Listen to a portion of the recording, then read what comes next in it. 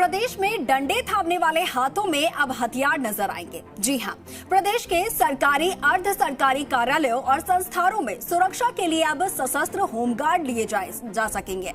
इसके साथ ही आपको बता दें कि होमगार्ड महानिदेशालय ने सशस्त्र होमगार्ड तैनातगी के लिए नई नियोजन नीति जारी की है। हालांकि इस नीति में कई शर्तें लगाई गई हैं, जिससे संस्थाओं और होमगार्ड स्वयंसेवकों को परेशानी हो सकती है। ये रिपोर्ट देखिए।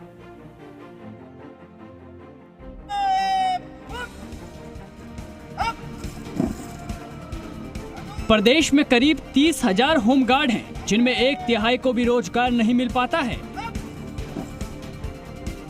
उनकी पीड़ा को समझते हुए राज्य के मुख्यमंत्री अशोक गहलोत ने बजट में 10,000 होमगार्ड को सरकारी कार्यालयों में लॉजिस्टिकल कार्य के लिए लेने की घोषणा की थी। इसके बाद 2,000 और होमगार्ड को रोजगार देने के निर्देश दिए थे।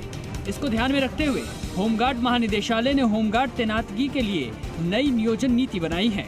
होमगार्ड महानिदेशक UR साहू ने एक दिन पहले ही सशस्त्र होमगार्ड के लिए नई नियोजन नीति जारी की है।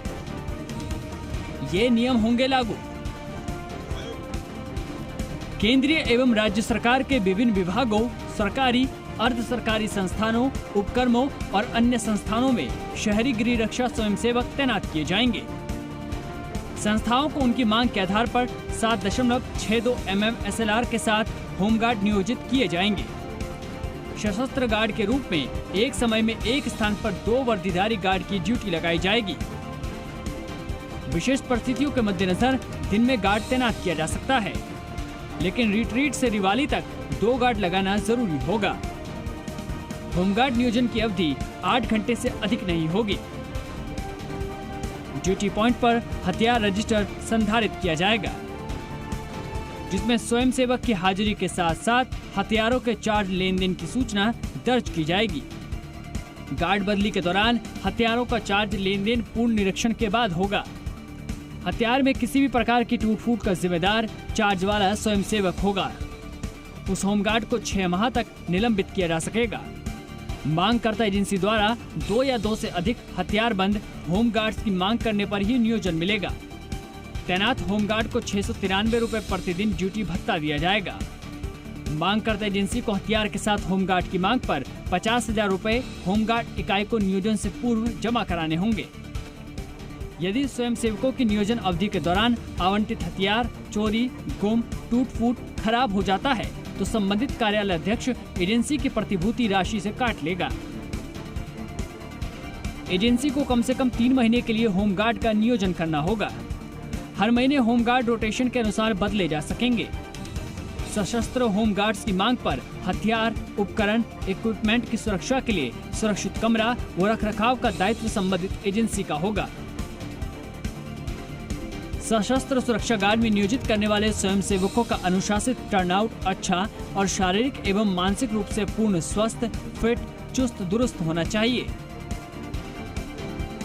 सदस्यता अवधि 3 वर्ष पूरे होने के बाद ही स्वयंसेवक को सशस्त्र सुरक्षा गार्ड ड्यूटी में नियोजित किया जाएगा। नियोजन से अधिकतम 2 साल पूर्व तक फायरिंग का अभ्यास करने वाले स्वयंसेवक को लगाया जाएगा।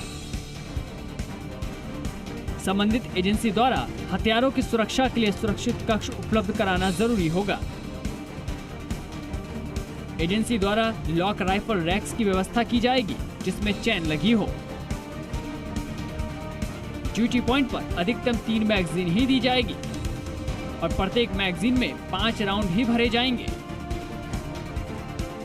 सशस्त्र सुरक्षा गार्ड द्वारा क्लीनिंग किट बॉक्स के माध्यम से प्रतिदिन हथियार के प्रत्येक पार्ट्स की साफ सफाई की जाएगी।